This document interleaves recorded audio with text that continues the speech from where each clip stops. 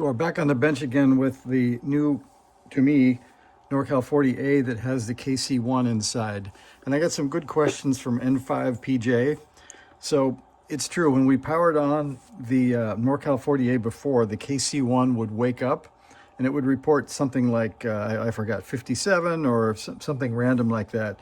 And so here in the front of the KC1 manual, here's a key piece.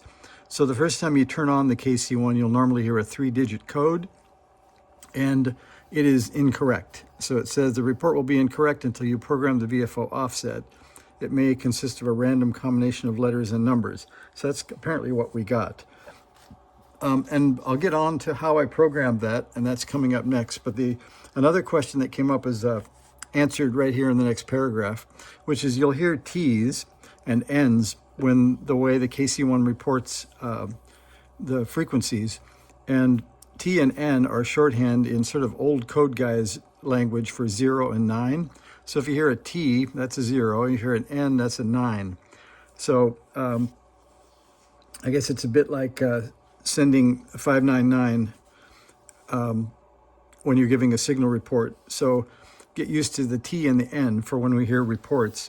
And so now when I power up, let's see, if I turn my tuning all the way to the left, if we get to 0850 on the dial, I guess we can't exactly. And I'm not clear that maybe the frequency counter is affecting it slightly, so the offset may not be right. But you'll see when I turn it on, we don't get 57 or 58, whatever it was. So we just got N, N, N. So that's a little bit odd, but that's below the tuning range. So we're at 999. So if we tune up just a little bit, maybe let's try that. We can hit report here. So apparently I didn't move enough. Let me try there. So now we're at 003, so TT3. So it's kind of cool. It is a lot better than listening to Morse code 0s and 9s, I have to admit. So if I tune up just a bit, so we're at 005. And then if you know about NorCal 40s, unless you installed the birdie filter, there is one, and I'll show it to you. And there it is. So even if I turn the dummy load on, like that, we still hear the same birdie. So it's definitely coming from the radio. And now we can know where it is.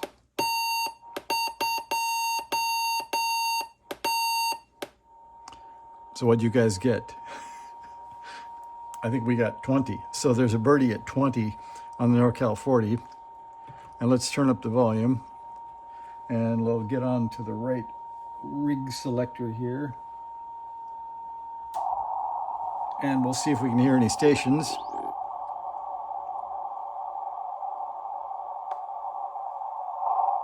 Not much, so it is about 12:40 at night. We can hear the birdie at 20, and I think that's about it. Let's see if we hear the K station at 39. Let's see where our center line is. What's that going to be?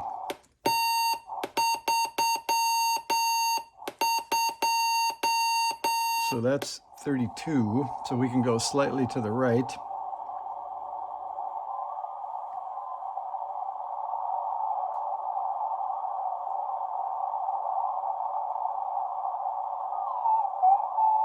There's our K station. So if we are correct that this should be at 39 something.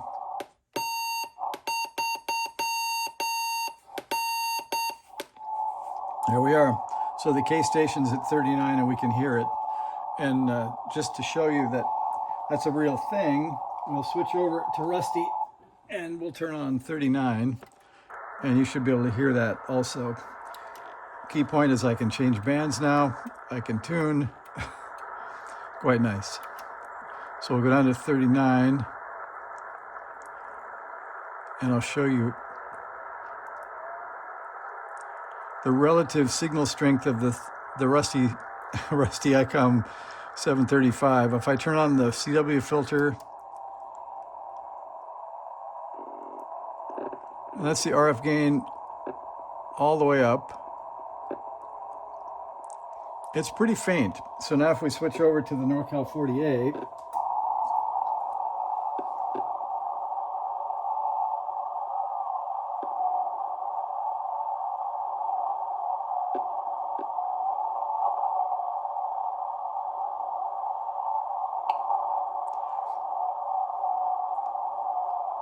maybe I'm biased, but I think the NorCal 40A can hear it just a little bit better.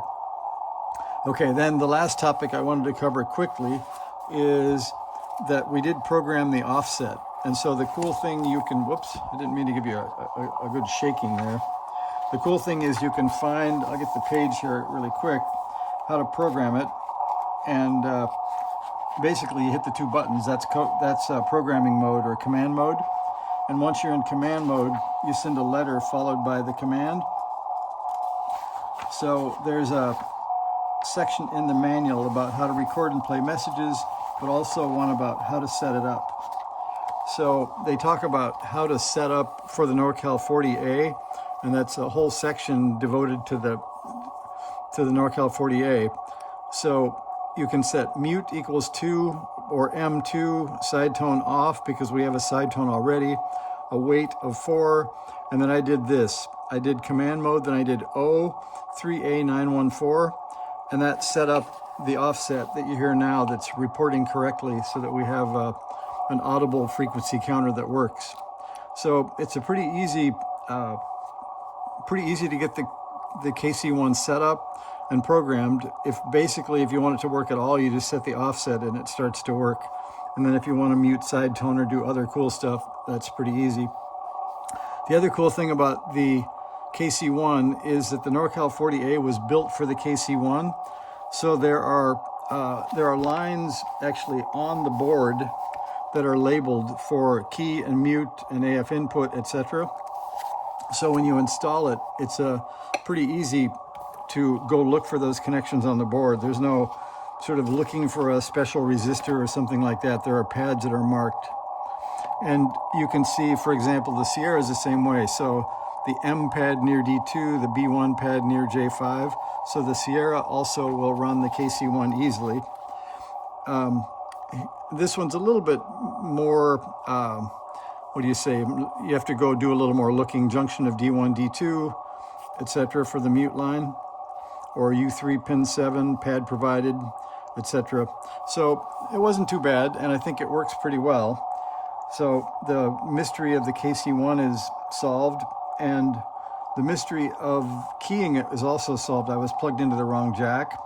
So if I go back to the dummy load, you can see that it does key, and the keyer works, and the speed control works.